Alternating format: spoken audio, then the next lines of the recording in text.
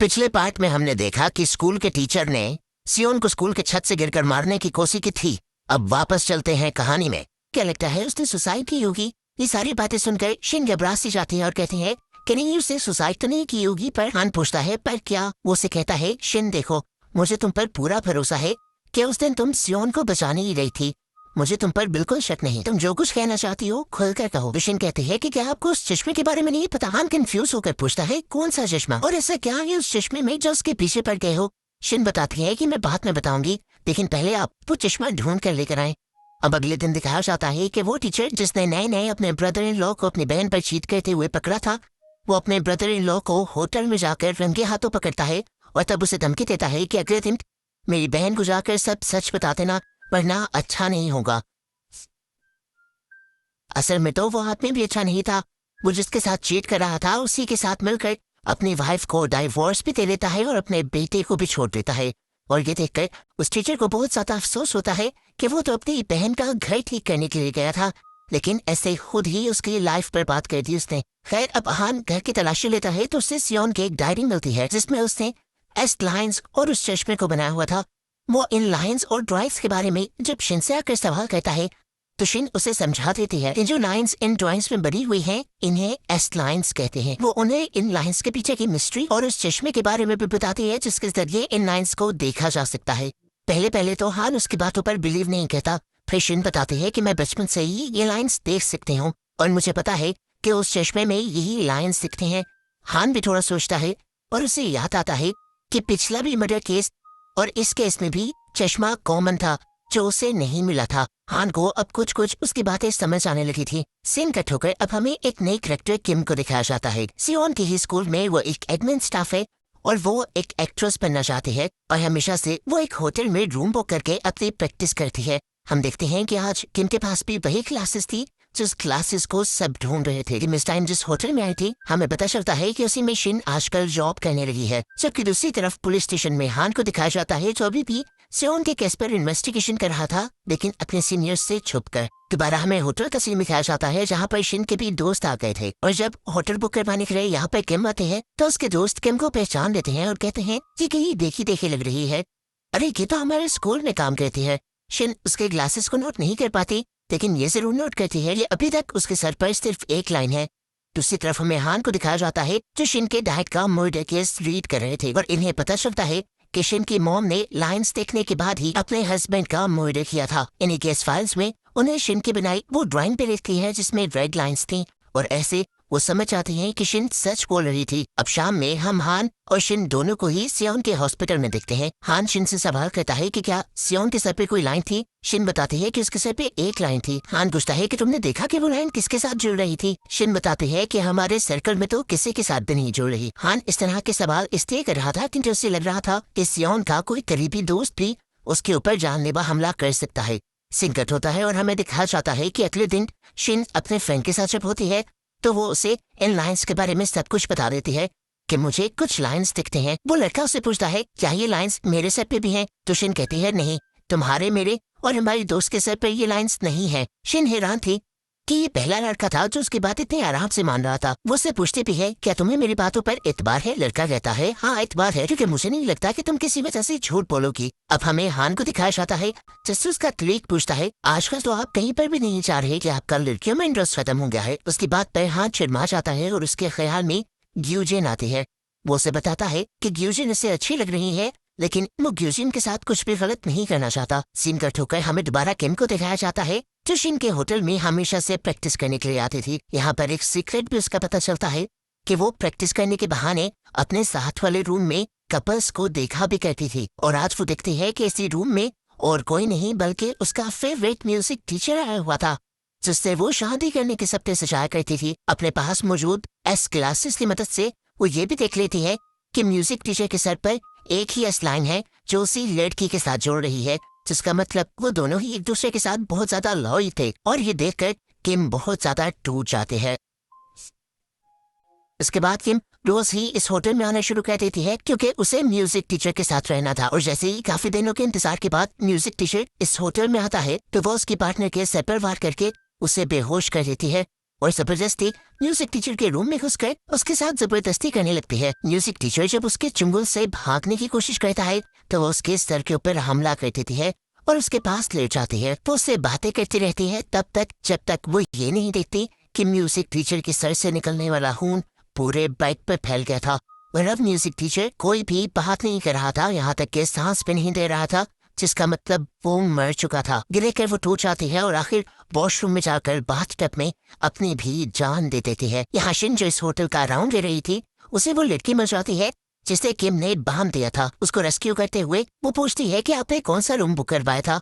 वो जब उस रूम में जाती है तो वहाँ पर म्यूजिक टीचर और किम की लाश देखती है और फौरन पुलिस को इन्फॉर्म कर देती है। इस केस की इन्वेस्टिगेशन करने के लिए भी हान आया था। यहाँ पर वो सारी चीजें ढूंढ देता है लेकिन कहीं पे भी उसे वो ग्लासेस नहीं मिलती जिसका ताल्लुक पिछले सारे केसेस से था। हान शिन से पूछता है कि किम के पास कितनी लाइंस थी। वो बताती है कि किम के पास एक ही लाइन थी जो म्यूजिक टीचर से नहीं जुड़ रही थी, लेकिन वो एक शॉकिंग बात ये बताती है कि किम के ग्लासेस बिल्कुल वैसे ही थे जैसे ग्लासेस की हमें तलाश है। कुछ देर बाद हान कुछ सोचते हुए वॉशरूम में जाता है और बाथटब खाली कर देता है और उसे बाथटब के अंदर आखिर वो ग्लासेस मिल जाते हैं। वो इन ग्लासेस की सच्चाई जानने के लिए इन्हें खुद पहन लेता है और अपने सर पे बहुत सारी लाइंस देखकर खुद ही डर जाता है। इसके बाद वो यही चश्मा लेकर सियोन के पास चला जाता है।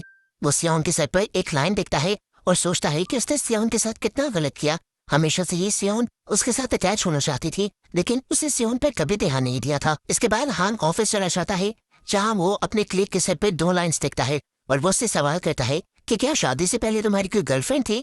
जब वो हाँ में जवाब देता है तो अब हान को 200% से भी ज्यादा यकीन हो गया था कि ग्लासेस बिल्कुल सच बोलते हैं। इतनी ही देर में यहाँ पर सियोन के स्कूल से एक लड़की आ जाती है रिपोर्ट लिखवाने के लिए। वो बताती है कि उसके साथ उसके पार्टनर ने बहुत ज्यादा ज्यादती की थी। ये ख्याल आते ही हान के जहन में कोई और खिचड़ी पकने लग जाती है और वो अपने क्लिक को लेकर सियोन के पास जाता है, लेकिन देखता है कि सियोन की सर की लाइन उससे भी नहीं मिल रही थी, जिसका मतलब कि सियोन के साथ जिसने भी फिजिकल रिलेशन बनाया था वो ये नहीं है। इधर हम शिन को देखते हैं जो मैसेज पर जब अपने दोस्तों के साथ अपनी बर्थडे प्लान कर रही थी तभी उसे किसी का मैसेज आता है। वो बताता है कि उसी की भी बर्थडे उसी दिन है जिस दिन बर्थडे शिन की आती है। वो शिन को एडवांस पे बर्थडे भी विश कर रहा था, यानी वो शिन के बारे में बहुत कुछ जानता था और वो शिन को ये भी बताता है कि जैसे लाइंस तुम देख सकती हो वैसी लाइंस मैं भी देख सकता हूँ। शिन हैरान हो गई कि आखिर वो कौन था जो शिन के बारे में इतना कुछ जानता था और शिन के सामने भी नहीं आ रहा था। यहाँ पुलिस स्टेशन में हमें शिन और सियोन की उस क्लास वाले को दिखाया जाता है जिसके साथ ज्यादती हुई थी। डिटेक्टिव उससे सवाल जवाब करती है तो वो डिटेक्टिव को बताती है कि मेरे साथ ज्यादती करने वाला और कोई नहीं बल्कि मेरा अपना ही दोस्त है। मैं उसके साथ म्यूजिक बनाने जाती थी और उस दिन भी उसके अपार्टमेंट में मैं अपनी मर्जी से गई थी क्योंकि मैंने ही जानती थी वो इतना घटिया इंसान है। उसने मुझे ड्रिंक में डालकर कुछ पिलाया और उसके बाद वो मेरे करीब आ गया और मुझे ये बात बाद में पता चली। यहाँ पर डिटेक्टिव लड़की से सवाल करती है क्या इससे पहले भी तुम्हारा कोई ऐसा दोस्त या ऐसा रिलेशन था, जिस पर वो लड़की कहती है नहीं। हाँ, जो बाहर से ये सब देख रहा था उस लड़की के सर पर 4 लाइंस देखकर हैरान हो जाता है और वो ये भी पहचान देता है कि ये लड़की झूठ बोल रही है। इसके बाद अब हान इसी केस की इन्वेस्टिगेशन करने के लिए दोबारा सियोन के स्कूल चला जाता है जहाँ सबसे पहले उसकी मुलाकात ग्यूजिन से ही होती है।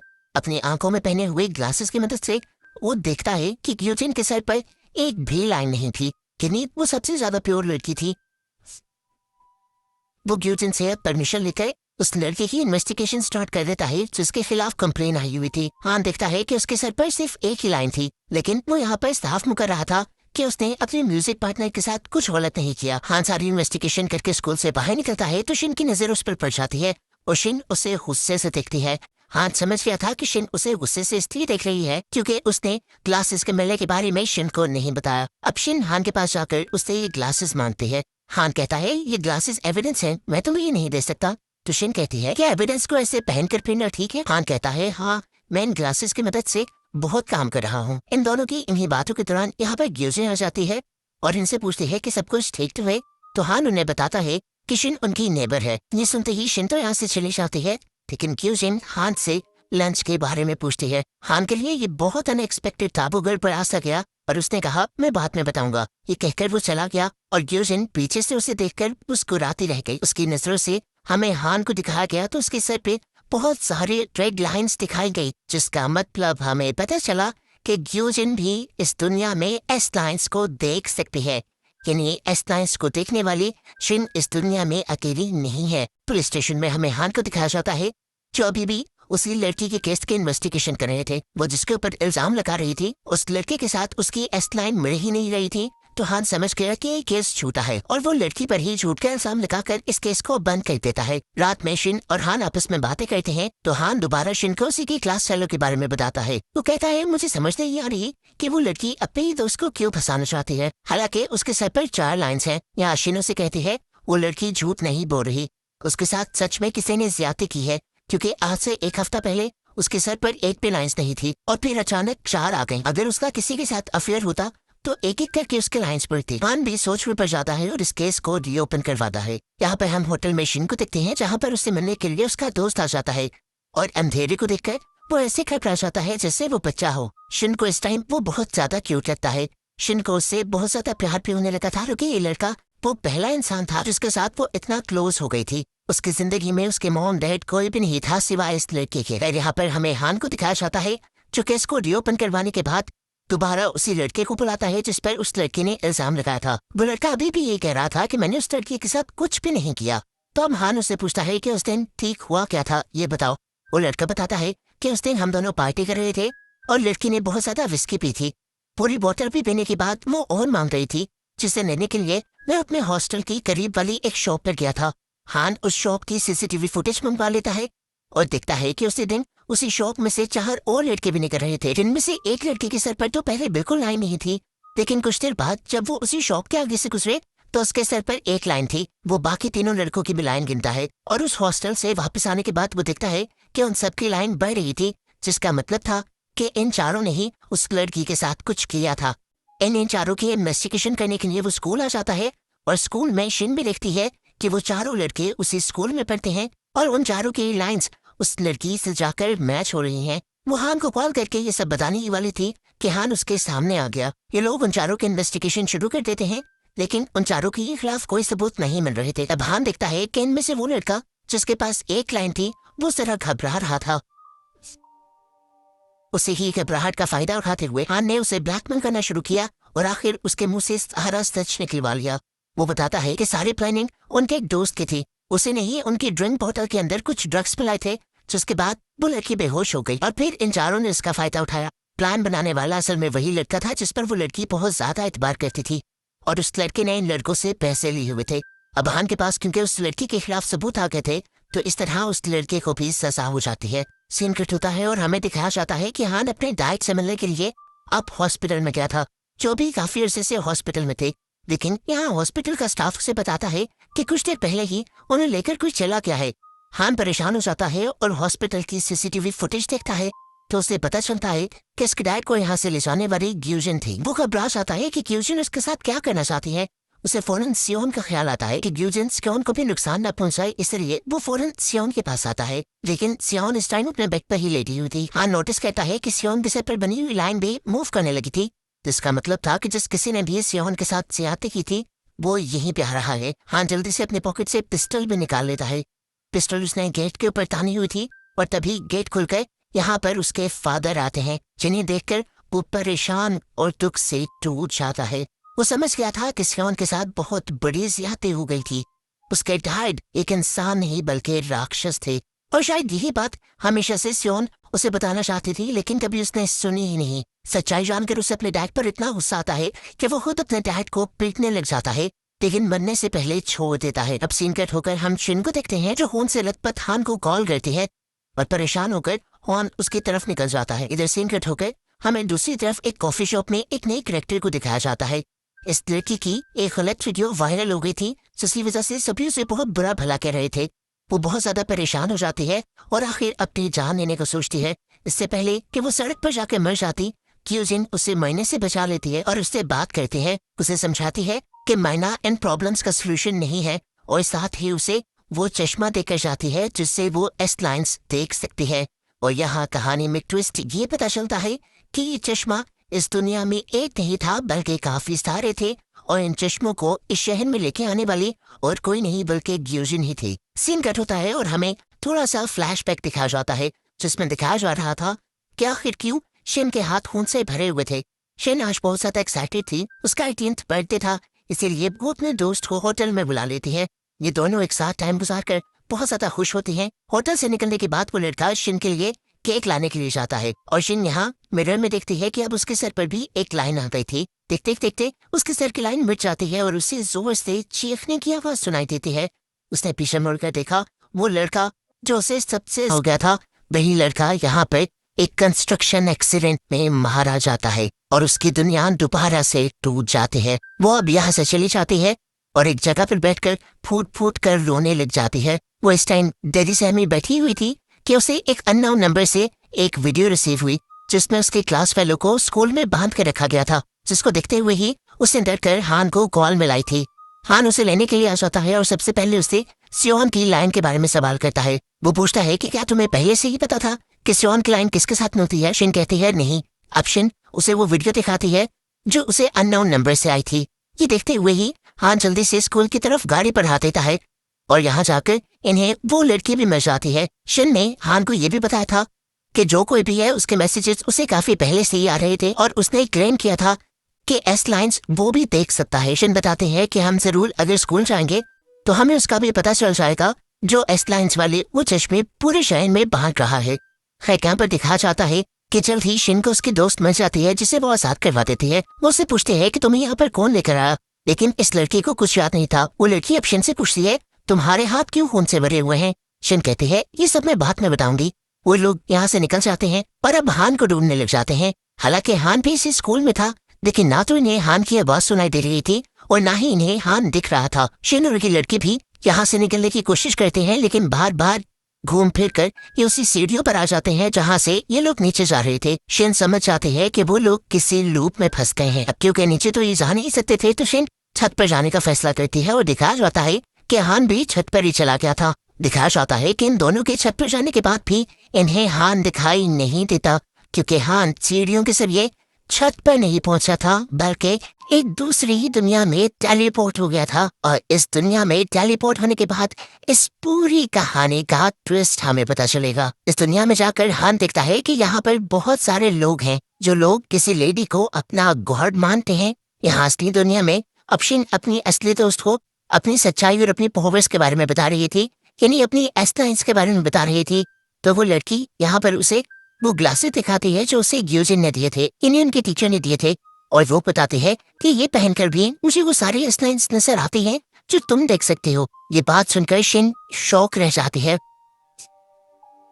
और अब हमें फाइनली दूसरी दुनिया में ग्यूजिन को दिखाया जाता है जिसके सर पर बहुत सारी एस्टाइंस थी जिन्हें उसने दुनिया में अपनी पावर्स से छुपा कर रखा हुआ था। हान उसे देखकर बहुत ज्यादा कंफ्यूज रह जाता है और हमें पता चल जाता है कि ग्यूजिन ही वो है जो एस लाइन्स देख भी सकते हैं और किसी को दे भी सकते हैं, और ये सब लोग ग्यूजिन के ही मानने वाले हैं। यहाँ पर ग्यूजिन सबके सामने आकर एक टेबल के ऊपर से कपड़ा हटाती है और दिखाती है कि उसके ऊपर हान के डैड थे। वो इन सब लोगों के जरिए हान के डैड को सजा दिलवाना चाहती थी क्योंकि उन्होंने अपने ही ग्रैंड डॉटर सियोन के साथ बहुत गलत किया था। हान अपने डैड को बचाने की कोशिश करना चाहता था, लेकिन वो एक भी कदम आगे नहीं बढ़ पाया। उस समय वो अपनी पिस्टल निकालकर ग्यूजिन के ऊपर फायर भी करता है, लेकिन इस दुनिया में ग्यूजिन मर ही नहीं सकते। अब सीन कट होकर हमें दुनिया में दिखाया जाता है कि शिन और उस लड़की के दरमियान में उन ग्लासेस को लेकर लड़ाई हो रही थी जिन्हें शिन ने छीन लिया था, और इससे पहले कि दूसरी लड़कियों से ले लेती, शिन उन ग्लासेस को गिराते हुए पाँव मारकर तोड़ देती है,